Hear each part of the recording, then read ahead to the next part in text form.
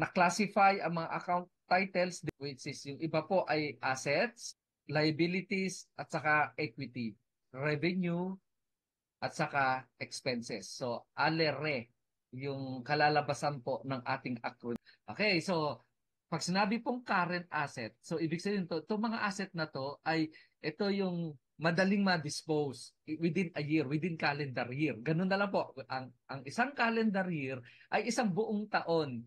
Ano yung pinakamadaling ma-dispose ay cash, di ba? So siya yung pinaka-current. Ang tawag po diyan ay yung mga cash ay liquid asset. So yan po yun, cash. Cash on hand, petty cash fund, cash in bank. Tapos sa cash in bank ay meron pong sa bangko kasi 'di ba may checking account, may savings account, may dollar account. Eh kung yung business mo ay nakikipag-usap abroad kagaya ng mga VA at pinapadala dollar, po pwede pong mag-open ka ng dollar account kasi wala namang ibang paraan kundi ipadaan sa bangko. So kung halimbawa ang purchases mo sa mga supplies mo ay checking, cheque, so mag-open ka ng checking account. Pero kung susumahin mo, dalawa ay dadalawa lang po yan, cash on hand, saka cash in bank. So ano naman po yung petty cash fund? Yan po yung iniiwan ng treasurer doon sa secretary o kung sino man ang mapapagkatiwalaan niya ng pondo na maliit lang, hindi naman kaya nga petty po maliit lang para just in case na meron biglang nasira ang bumbilya, wala kayong stock, may perang gagamitin na tatakbo, yung mga ganun po, yung mga expenses na maliliit na just in case na wala si treasurer, ay meron kang tatakbuhan na pera. Pero kung maliit lang po ang business mo, kahit wala po yan, hindi po kailangan dahil may trabaho din po yan. Nagli-liquidate yan, yung iba monthly, yung iba weekly. Depende sa laki ng pondo. So, kung masipag ka, di weekly gawin mo, mas maliit din mas kakaunti lang din yung liquidations mo. Pero kapag monthly, napakahaba na liquidations mo yan. Ano sa bangko, yung naka-passbook. So savings account 'yon, naka-passbook. Usually ang mga business na account ay passbook ang ginagamit kasi kung hindi siya checking. Passbook para nakaka-record, nare-record mo doon sa passbook kung magkano yung nawi-withdraw at saka kung magkano ang pumapasok kasi ina-update yun yung passbook. So nakasulat doon. Kung pwede mong kopyahin yung mga bookkeepers, yung passbook na yon para meron silang guide kung magkano ang pera sa bangko at the same time magkano ang kanilang isusulat sa journal naman na gastos. Kasi kapag nag-withdraw, gastos po yun Kapag may nag-deposit, di ba kita yun? So makikita doon sa passbook. Okay po. So, ganun po yung usual na practice po na nangyayari. So, tinitignan ko po na single proprietorship po ang aking mga kausap at non-bat. Yan po, maliban doon sa cash in bank, nagkakaroon na rin po tayo ngayon na meron tayong e-wallet. Okay, kagaya ng nasa online business, 'di ba? May e-wallet ang mga 'yan. May e-wallet sila na Shopee Pay, may e-wallet yata silang Lazada, may e-wallet pa silang TikTok. So e-wallet po 'yon. Tapos maliban doon, meron pang GCash, 'di ba? Kasi yung e-wallet mo sa TikTok halimbawa, i-withdraw mo, dadalhin mo sa GCash or dadalhin mo sa bangko mo. O di kaya yung iba naman, binabayaran ka through GCash or through Paymaya o di kaya PayPal. So, hindi naman, halimbawa, nakatanggap ka ng GCash na 50 pesos, ililipat mo na ba agad sa bangko mo? Di ba hindi pa? Medyo nandun muna sa GCash mo. So, kailangan ma-account yung 50 pesos na yon. So, meron kang account title na e-wallet, cash on e-wallet. Okay. So, po pwede rin na cash on in e-wallet dash GCash. Kung pwede po yun, kung GCash lang. Pero kung marami ka, may Paymaya ka pa, may PayPal ka pa, yung iba, kinoconsolidate po itong tatlo. At kung meron pa pong mga iba pang mga wallets po, kagaya ng Shopee Pay, kinoconsolidate po yan lahat at ilalagay sa iisang account, e-wallet, cash in e-wallet. Okay? So, para lang po, iisa na lang yung account kasi, halimbawa, magsusulat ka may nagbayad sa'yo sa GCash, may nagbayad sa'yo sa Paymaya, may nagbayad sa'yo sa Shopee Pay. Ang hirap naman yun, lahat na yun, tatlo, isusulat mo lahat yun sa journal mo. Mabuti pa, i-consolidate mo, nakalagay lang sa iisang account, e-wallet o cash in e-wallet. Okay po, naintindihan. Meron pa yan, nangyayari sa TNBS. Di ba, yung iba nagbabayad sa, yan nga, nagbabayad sa GCash, sa Paymaya, di ba? So, yung PayPal naman, hindi ko, yung mga VA yata, yung mga virtual assistants, sa PayPal yata nila pinapadaan naman ng pera bago nila dalhin sa bangko. O yung mga nagfo-forex, di ba? PayPal din ang pinupuntahan muna. Yung iba, mas madali kasi mag-withdraw sa PayPal kaysa sa bangko kasi 3 days pa or minsan 5 days pa sa bangko. Sa PayPal, hours lang, minsan pa nga minutes lang nandoon na yung pera mo. So napakadali, napaka-convenient yung ganyang klaseng transactions. So, possibility na ngayon ang e-wallet. Nung panahon namin wala 'yan. Wala nga cellphone di ba? Wala wala nga internet nung panahon namin. Ngayon lang po nagkaroon 'yan, kaya nag-adjust. Nag-adjust po ang bookkeeping. Alangan naman manigas yung bookkeeping na 50 years ago yung pa rin. Nag-evolve din po 'yan kung ano po yung nangyayari sa business sa present. Bakit ang dami? 'Di ba? Parang ang dami naman yata yung nandyan sa cash. Oo, dadami yan. Dadami na ng paraan ng pagkita ng mga pera kung saan dumadaan dahil po sa internet. So ako, meron pong code, meron pong code na inilalagay po diyan. Para saan po ang code? Para po yung code ay numbers po 'yon. Numbers po yung code. Ay para ma-identify natin ng bawat account title. So pagdating po sa assets o current assets, ang nilalagay ko po diyan is 100.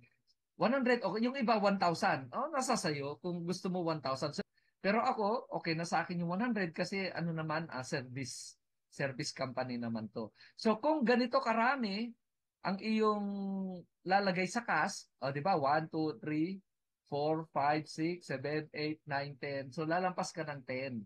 So more or less, ang ginagawa na po diyan ay ganito. So sa cash on hand, lalagay nila 101. Sa petty cash fund, 102. Sa cash in bank, 103. Ganyan po paglagay, ano? So, sa cash in bank, siyempre, may dalawa daw, checking and savings account. So, nasa sayo kung isegregate mo sila. Kung sinesegregate yan, hindi ganyan ang gagawin mo. Kung wala kang checking savings dollar, pwede na 103 cash in bank. Pero, eventually, baka magkaroon ka niyan, yung iba ginagawa na nila itong 110, 110. Kasi baka dumami. Para itong cash on hand mo, baka dumami din yan up to 10. At least man lang 10. So, itong cash in bank, ginagawa nilang 110 yung cash in bank para itong checking account 111. Para pag nakita nila checking account 111, alam nila checking account yan. Mamememorize yan ng bookkeeper for sure. So, savings account 112, dollar account 113. Siyempre, magkakaroon ka pa ng yen account yan kung ano ka na, di ba? Malaki-laki na. Pagdating sa mga wallets, so dahil marami rin yung wallet, so gawin mo na siyang 120. Okay. Or 130 kasi baka dumami yung doon sa ano mo, sa bangko. Teka, ang paggawa po ng code ay ikaw yun. Sarili mo yun. Walang didikta sa iyo diyan. Okay? So, choice mo 'yan, discretion mo 'yan kung ano ilalagay mo. Huwag lang pagkahaba-haba, ha? Huwag lang parang telephone number ang haba, ang hirap naman na 'yon, 'di ba? At saka hindi magkakasya doon sa, 'di ba napapansin nyo yung mga ano natin may maliit na column at nilalagyan mo RF o kaya PF. O yun, yan po, diyan sisingit ang mga yan. Okay? So, dahil e-wallet po yan, 130 tayo. So, siyempre GCash o kaya Shopee Pay o kung may TikTok Pay o di ikaw na bahala ka na kung ano yung para sa iyo. Okay, so kung meron ka pang PayPal, o ayan. So dahil hahaba pa yan, dadami pa ang mga wallets. So kung pwedeng itong crypto ay gawin mo na lang siyang 150. Kasi 'di ba 100 naman na accounts ang nasa cash mo. So kung pwede mo pang gawin kahit 160 nga yan para 151 itong coins.ph. 152 itong Abra, ang Telcoin mo 153, diba? Pero kung itong mga pinagsasabi ko sa inyo na e-wallet at saka mga crypto wallet ay hindi need ng business mo, hindi na kailangan. Ang kailangan mo lang, ang importante ay itong cash on hand. Importante po ha, pinag-uusapan, at saka petty cash fund. At saka cash in bank. Yung petty cash fund, kung maliit lang naman ang business mo, para bang redundant para sa akin na meron pang petty cash fund, tapos meron pang cash on hand, tapos yung cash on hand, ikaw lang din naman ang may hawak, tapos ikaw lang din naman ang taga-bili, eh bakit meron ka pang petty cash fund? Di ba? Pero kung ikaw ay laging on the go, secretary lang na iiwan sa business mo, sa office mo, ayun, possible mag-work sa iyo ang petty cash fund. Naintindihan po ba? Okay.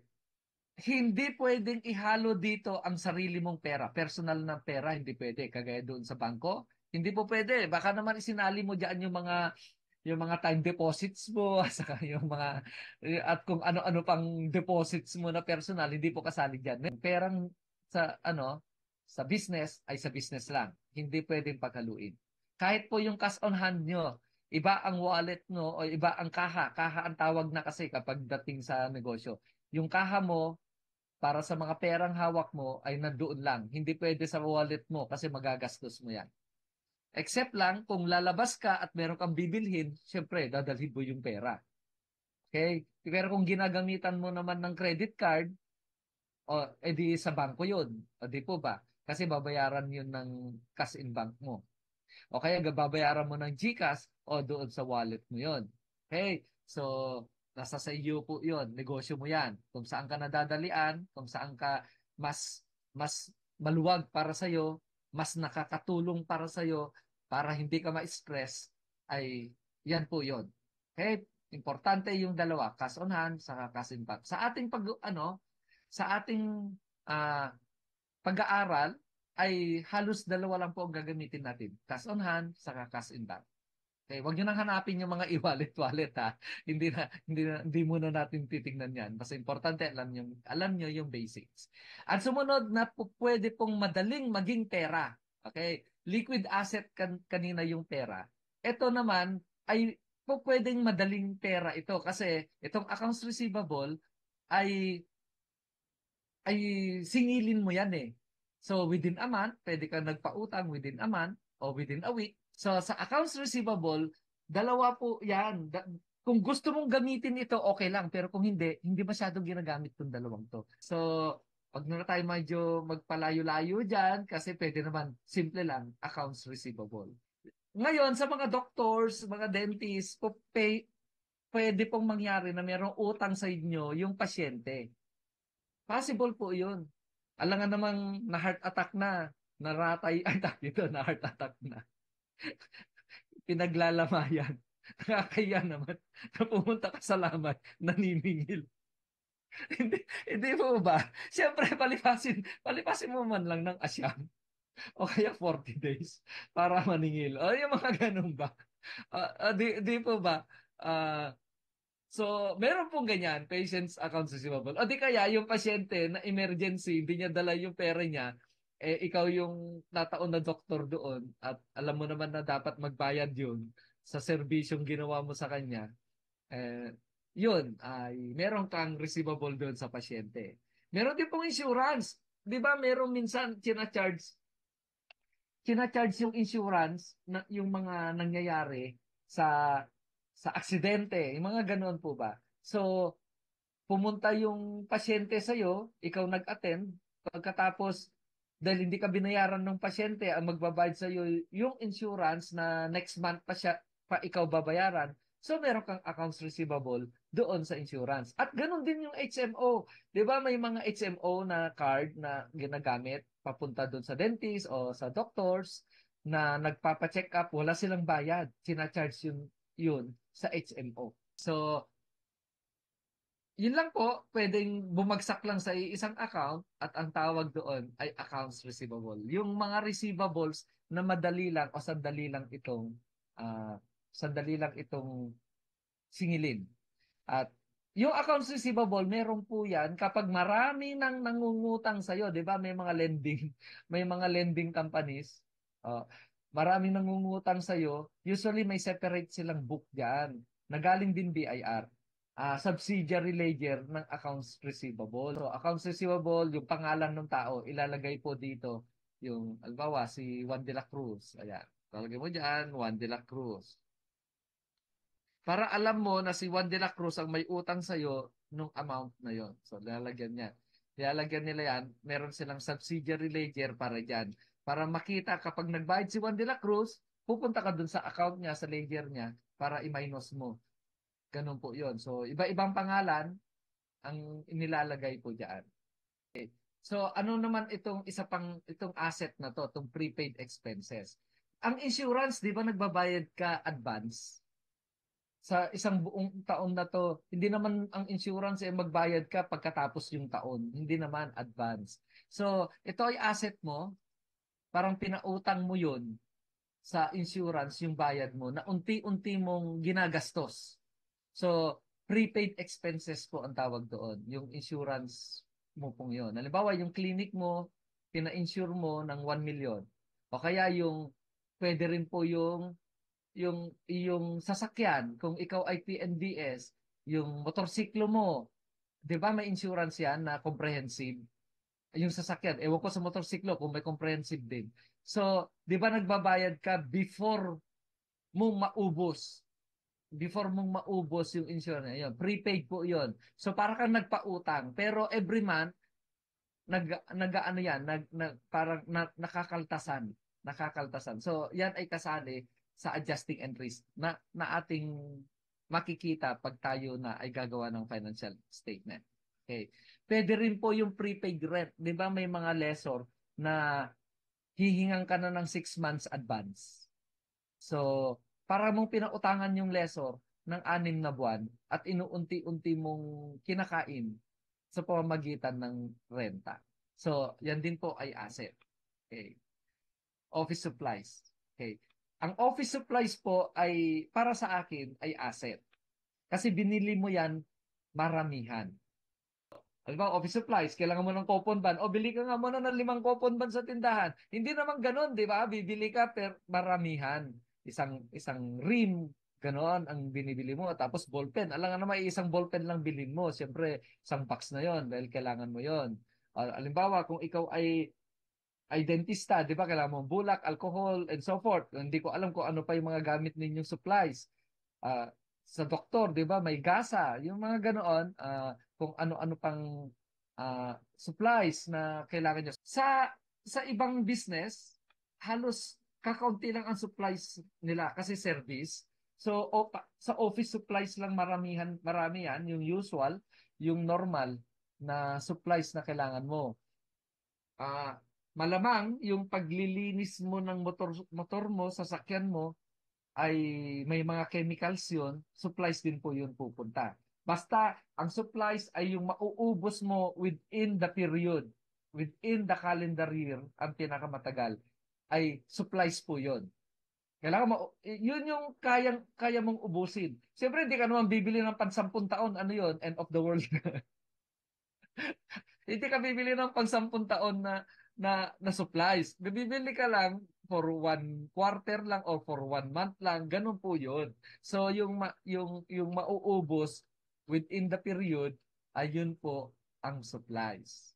Okay, so mayroon janitorial supplies. Siyempre, alam naman hindi mo linilinis ang opisina mo, ang CR mo ng opisina mo. O, di ba, kailangan din po nung mga yon. Yung mga supplies mo, akala mo supplies, pero gamit mo sa operation mo ng business, nalalampas ng 1 taon. Lalampas po ng 1 taon. Ano po? Dito po babagsak sa fixed assets. Non-current assets na po ito. Lalampas ka na eh. Lalampas ka na ng 1 taon. So, ine-expect ko po na wala kayong sa business niyo yan ay hindi ninyo kailangan ng lupa. Except lang kung napakarami mong sasakyan sa TNBS, kailangan mo ng lupa para sa parkingan mo. Okay? So, sila po yung ano diyan, or meron kang sariling clinic na may sariling lupa at bahay o commercial building, yan kasali po yan, yung land. At saka yung building syempre. Okay. So tapos mga office furnitures, 'di ba? Meron ka upuan, table, tapos shelves and so forth. Tapos yung office equipment. So diyan po babagsak na yung iyong laptop, yung mga nagti-TikTok, kailangan nila ng pang-live, 'di ba?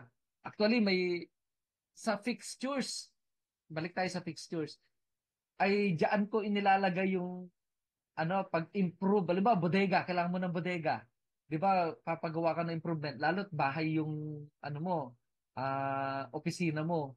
O siyempre, pwede mo namang i-separate yung pinaka-office mo sa bahay mo.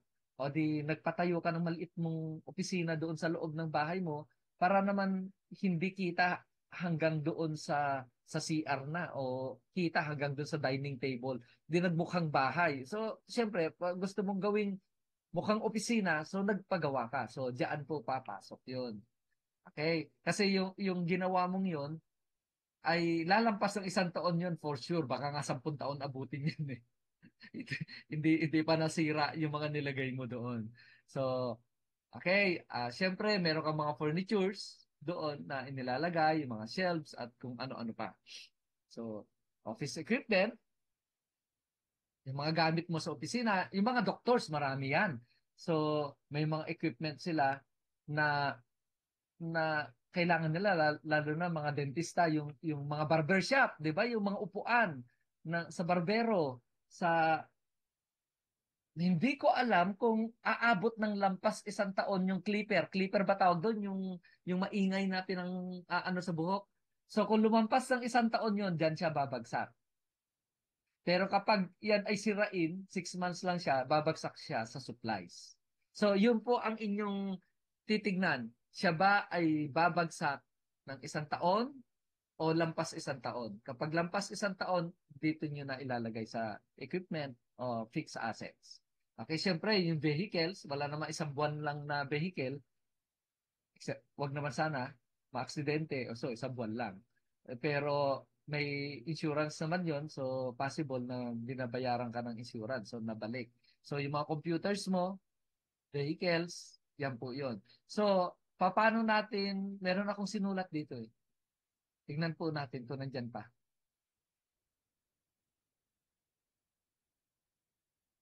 Kung papaano mo i- i-qualify na siya ay ah, asset. Ako, teka, wait po, wait. Nawala ako sa aking ano.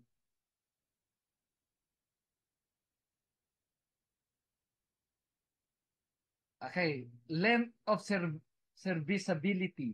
So, nabanggit ko sa inyo kanina, kung siya ay short term o long term. So, kung mahaba yung pag-service sa iyo nung gamit na yon, babagsak na po doon sa equipment o sa fixtures. Tapos yung useful life po niya, kung siya ay mabubuhay pa ng mga lampas 1 taon. Tapos, kung siya ay mare-repair, ba, nasira within a year, pero mare-repair naman.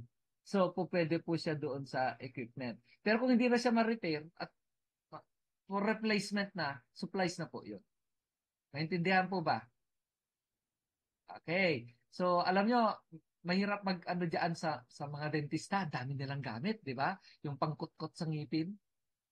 So, hindi natin alam kung alin doon. Siya magdedetermine, yung dentista, ang magdedetermine kung yung pangkutkot niya sa ngipin ay within a year lang or yun ay ayaw nang umakyat tong aking ano. Kung yun ay magtatagal pa ng more than 1 year. So, 'di ba may gamit ang mga dentista na burr, yung pang pang drill o burr o ang tawag nila doon. Eh kung yun ay napupudpod, supplies yun. Pero kung yun ay hindi napupudpod forever dahil diamond yun, edi nandun na siya sa equipment. Kahit maliit lang siya na piraso. Kasi alangan naman may malaking piraso lalagay sa bunganga. Hindi ba maliliit lang. Maliliit lang yung mga yon. So, yun po yun. Kasi yung iba sabi na, maliit lang yan, supplies yan. Hindi, nasa gamit. Okay? Nasa paggamit mo. Kung ito ay magtatagal, o di kaya ito ay hindi magtatagal. So, supplies or equipment, siya fixtures, fixed assets siya babagsak. Naintindihan po ba? May question po? Meron po tinatawag na intangible assets. Ito po yung goodwill. Kasi pag bumili ka ng, mayroon pa yung franchise, pero kapag itong mga to ay nawawala, patents, trademarks, copyrights, okay. So kung ito yung mga nawawala, mauubos, halimbawa yung patent mo ay good for 10 years lang, i-depreciate mo yan. Halimbawa, 10 million yung patent mo. After 10 years, wala na yung 10 million mo kasi 10 years lang ang buhay niya. So, every year, meron kang depreciation expense. Kung 10 million, 10 years, di 1 million a year divided by 12, yun po ang monthly depreciation mo. Ganon din po yung mga franchise. Di ba, may mga maliliit na mga tindahan ng pagkain, nagbabayad sila franchise fee. Ganon din naman yung Jollibee, di ba, may franchise. So, kung yun ay mawawala, mauubos, i-depreciate mo. Pero kung yun ay forever, hindi na. Wala kang depreciation, nandyan na siya. Intangible asset mo yun. Hindi mo nahahawakan. Ibig sabihin ng intangible, hindi mo nahahawakan. Nakagaya ng isang service company na ang kanyang produkto ay hindi nahahawakan. Service po 'yon. Unlike po sa mga merchandising, yung produkto mo nahahawakan mo. Tangible naman po ang tawag doon. So, yun po ang pagkakaiba ng service ka ba o merchandising. So, i-qualify mo, nahahawakan ba ang aking serbisyo o hindi? Pag hindi mo nahawakan, service po 'yon. Ang nahahawakan ba produkto mo? O, yun. Kung nahahawakan, merchandising. Okay po ba? Yan po ang ating mga assets. Pupunta na po tayo sa ating utang. Alam ko, hindi naman kayo masyadong malaki utang eh. Kasi service, wala naman masyadong utang dyan. Kung, except lang kung hinuhulugan mo. Kung ikaw ay bookkeeper o VA, ay malamang ang utang mo ay cellphone at saka computer. Malamang. Pero hindi ako manghuhula, kaya pwede rin hindi. So, ang mga yan po ay babagsak sa accounts payable. Pero kung ikaw ay malakihan yung serbisyo mo, malakihang TNBS, pwede mong iniloan yung pagbili mo ng ng lupa o pagpagawa ng building, pwede kasi niloloan po yun. So, loan payable po yun. Yung sasakyan, ay yun din po ay ano po yun, utang din yun, di ba? May 5 years to pay, yung mga ganoon. Advice ko nga pagdating sa depreciation, kung bumalik po tayo doon sa sasakyan, sa equipment, di ba may depreciation expense yan? Para sa akin lang po ito, po pwede po akong mali. Yung mga nasa TNBS, di ba 5 years? 5 years lang ang allowed, 5 years old, hanggang 5 years old lang yung vehicle para i-allow na bigyan ng prangkisa, kung prangkisa man ang tawag doon sa TNBS. So, bakit hindi mo i-depreciate na lang yung sasakyan mo in 5 years? Huwag mong gawin in 10 years kasi hindi mo siya nasambot. Di yung kalahati nun, edi lugi ka na. I-charge mo na sa gobyerno, sa deduction mo ng 5 years. At ang maganda pa doon, utang mo yun in 5 years. So, yung parang hinuhulog mo, yun na yung depreciation mo. Alam mo, naghuhulog ka ng 15,000 a month, di yun na yung depreciation mo. So, yung hinuhulog mong pera para dun sa sasakyan, lumalabas na tax deduction mo yun. Hindi mo binabayaran ng tax yung mga dinededuct mo. So, parang tax-free siya. Okay? Nakuha niyo po ba yung ibig ko sabihin? Pwede ka rin, para naman hindi lugin-lugi. Yung 5 years na yon, siyempre naman, after 5 years, pwede mo pang mabenta. So, maglagay ka ng salvage value. Kung 1 million mo binili yung teka pala. Kung 800,000, di ba nasa kontrata 800,000 ang price nung sasakyan halimbawa at lumalabas na 300,000 yung kanyang interest.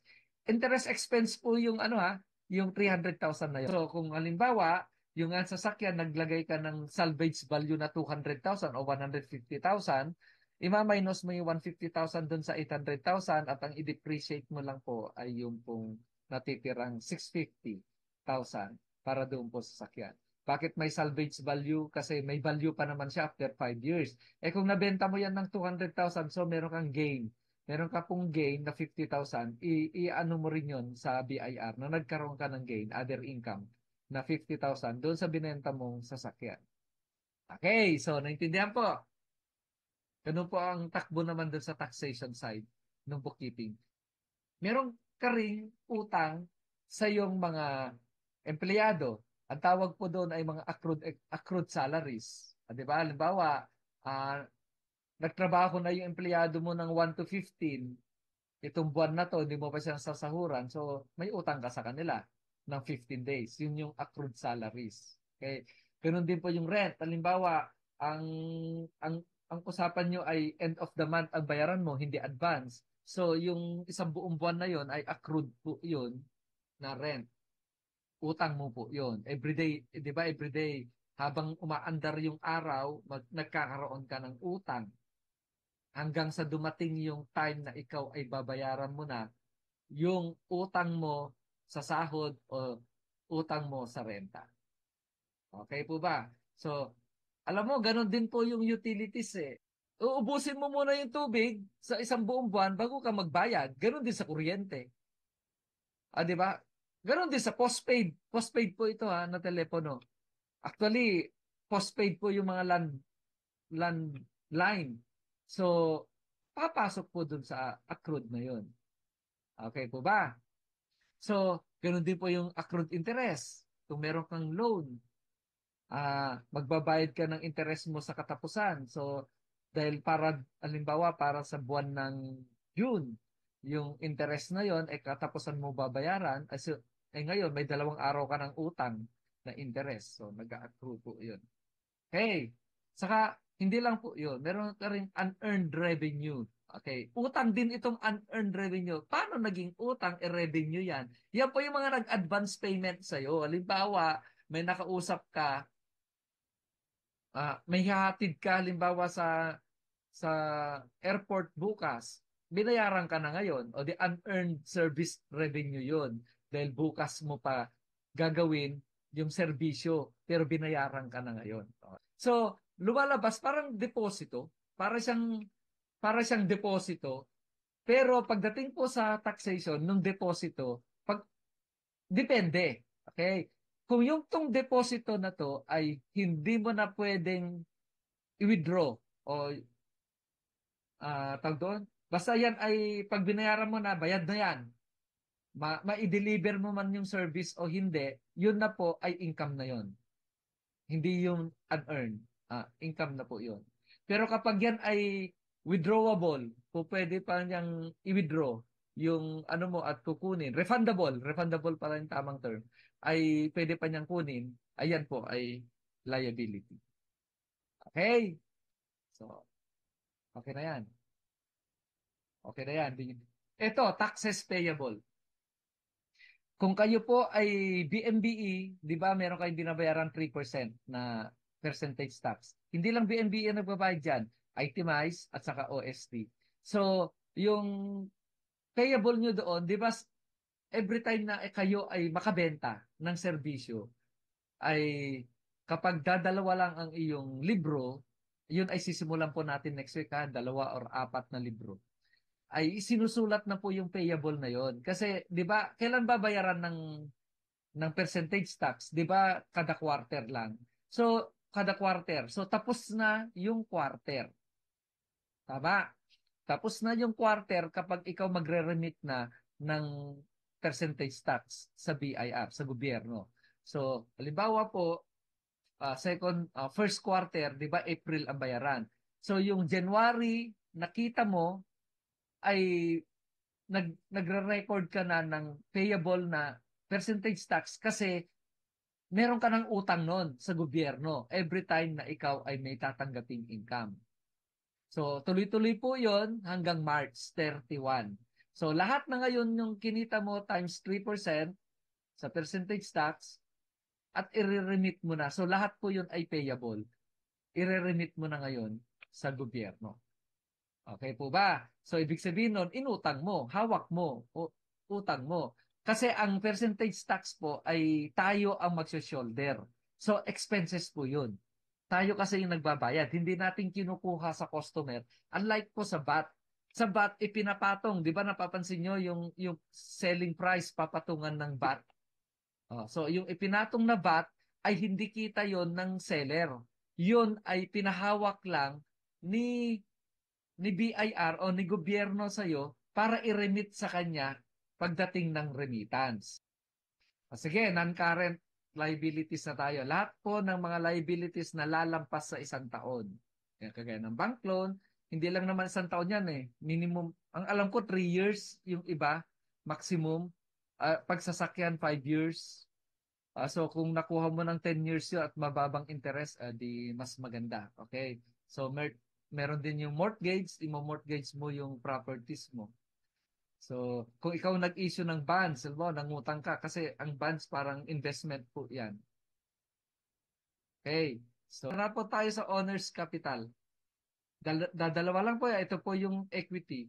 Ito po yung equity, owner's capital lang, saka owner's drawings. Okay? Yung drawings, yun din po yung withdrawals. Kung nalilito po kayo, parehas lang po yan. Yung withdrawals, saka drawings, yan. So, punta na po tayo sa service, sa revenue. Pagdating po sa merchandising, sales ang tawag. Pero pagdating po sa service ay revenue. Service revenue. So, kung kayo po ay nagbibigay ng serbisyo, sa customer nyo, ang tawag nyo po doon sa sale nyo na para sa merchandising, gross sale nyo, service revenue po yon. Okay? Meron pong non-operating revenue. Yung hindi kasali doon sa operation, pero kumikita ka. Ang tawag doon is non-operating revenue. Okay? Kagaya ng interest revenue. Ba, yung pera mong sumobra, nilagay mo sa money market, so nag-interest. O yun. O di kaya may kaibigan ka na humiram ng kanyang business o kaya natulungan mo siya sa pagbili ng sasakyan. Halimbawa, ganun. Wala siyang pan-down, ikaw nag-down para sa kanyang sasakyan. Nag-i-interest ngayon yun. So, meron kang interest revenue. Hindi kasali yun sa operations mo. So, po pwede rin na yung extra money mo ay nailagak mo sa market sa sa pagbili ng mga stocks. Meron kang dividendo. Pwede ka rin nagpa-rent ng software. O, di ba? Halimbawa, meron kang nagawang software. Pinarent mo. So, related yung software na yon sa business nung taong yon. So, meron kang rental revenue. May withholding tax po ang mga yan, ha? Kakaltasan ka. Possible yan, 2%. Kasi servisyo po yan. So, yung pong sinasabi ko yung software. Tapos po pwede pong halimbawa, di ba, yung sasakyan kanina na sinabi ko na may salvage value na 150,000 e nabenta mo ng 200,000. So meron kang gain, di ba? Gain on sale of asset. O, di ba? Ito na po yun. So pupunta po sa non-operating income. So gain on sale of asset. Yun, yung sasakyan mo na after 5 years, meron pang magkagusto kasi ginamit mo lang naman sa taxi, Grab naman yun, hindi mo naman pinambuhat ng maano, tapos maganda pa, uh, fully depreciated na. Ganun ba? Na minus mo na sa operating expenses mo sa business mo, parang kitang lugaw mo na yon, o di. Pero yung sobra ng 150,000, dapat nakalagay po sa non-operating income. Pwede rin po yung cellphone mo, 3 years na siya, fully depreciated kasi advice ko sa cellphone, 3 years lang. So, after 3 years, bibili ka na ng bago, binenta mo, at sa tingin mo ay kumita ka, di ilagay mo po dyan. Kung fully depreciated na, kita mo yun. Halimbawa, fully depreciated na, naibenta mo pa ng 3,000, kita yun. Kasi fully depreciated po yun. Walang salvage value, syempre yun. Tapos, yung nagbenta ka ng investments mo, pero sa tingin ko, hindi mo na masyadong kailangan yan. Okay? Mahaba pang kwentuhan yan. No need na yan. So, meron pong other revenues na hindi mo alam kung saan idadalhin. This is miscellaneous. Miscellaneous. Basta kung hindi mo na alam kung saan dadalhin, miscellaneous or other income. Okay? Other income na lang ilagay mo. Lalo na kung yung mga income na yun ay 500 pesos lang o 1,000 pesos, the other income na lang. Okay, hindi na kailangan ng pagsamasamahin mo na lang yung mga income na yun. Sa expenses, ang ayos po kasi nito ay ah, ang ayos ng income statement ay revenue less cost of service. Ang total po nun is gross income.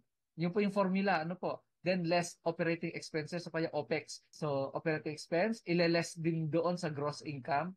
And then, makukuha mo na yung net income mo. So lumalabas yung COS, cost of service, at saka yung OPEX ay parehas po yun na minus doon sa revenue. Kamali ka kung saan mo na ilagay yung account title na yun. Alam mo, siyempre, baguhan. Nagkamali ka lang. Imbes na nandun sa cost of sale na ilagay mo sa operating expense, ayos lang yun kasi parehas lang din naman ng deduction doon sa total revenue. Pero dahil po kayo ay sole proprietorship, kahit wala po kayong cost of sale, lahat na ay operating expenses. Kapag ito, ulit, ano ko muna, palawigin ko muna yung kwento. Magbibigay ka ng serbisyo sa isang kliyente, meron ka ng operating expenses. Siyempre yung usual, yung rental, yung meron kang mga supplies doon sa opisina mo, meron kang tubig, meron kang sabon, 'di ba? Usual expenses mo, sa loob ng ano mo. Meron kang sekretarya, 'di ba? Ngayon, merong kumausap sa iyo. Uy, meron akong project sa Cebu. Nandito ka sa Manila. Merong gagawing ano doon, project. Gusto mo ba? Yon. Ngayon, pupunta ka sa Cebu. O di ba gagastos ka? Hindi naman usual mong gastos yung airplane eh. Hindi mo naman usual gastos yung mag-hotel ka kung walang titirhan doon na libre. Yung kinain mo doon. O di ba? So, yun yung cost ng serbisyo na gagawin mo sa Cebu. Yun po yung cost ng service. Nagigets po ba? Okay po ba? So, importante po yan, COS, lalo na sa mga non-individual. Pero dahil tayo naman ay individual, dali mo na lang lahat sa OPEX. Kapag problema. Minsan kasi ang accounting, kailangan din po ng common sense. So, katok-katokin nyo po minsan ang common sense nyo habang kayo ay nag-analyze kung ano yung sitwasyon na nangyayari. Ngayon po, more or less alam nyo na yung pong mga account title na kahabang umiikot yung common sense nyo, iniisip niya kung anong account title na kanyang gagamitin.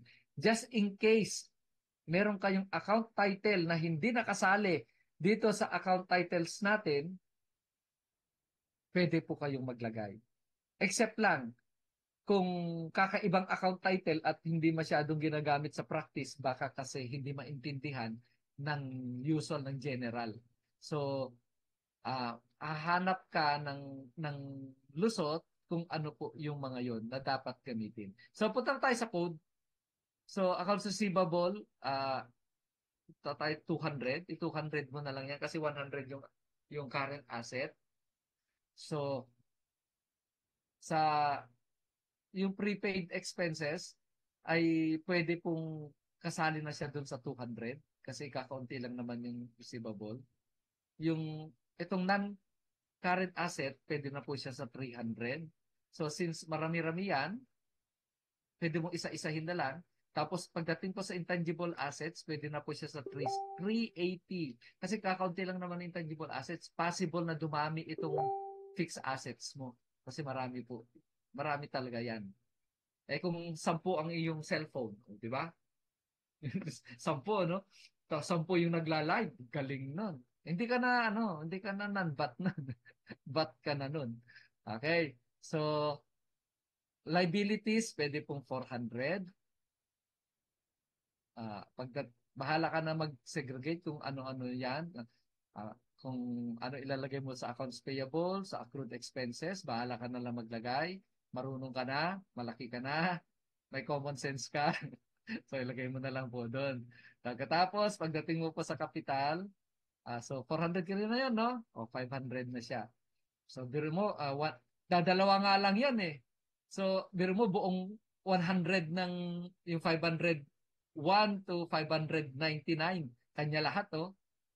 Ayan mo na siya. Tapos pagdating po sa operating revenue, 600. Okay. So, kakaunti lang din yan. Kakaunti lang din yan. Naparami lang diyan dahil po sa ating sa operating expenses dito ka lang maaano 700. Dito ka lang masyadong marami kapag malaki-laki yung operation mo. So other revenue gawin mo na lang 800 para matanggal yung other revenues. So yun dyan. Okay? So yan po. Any question?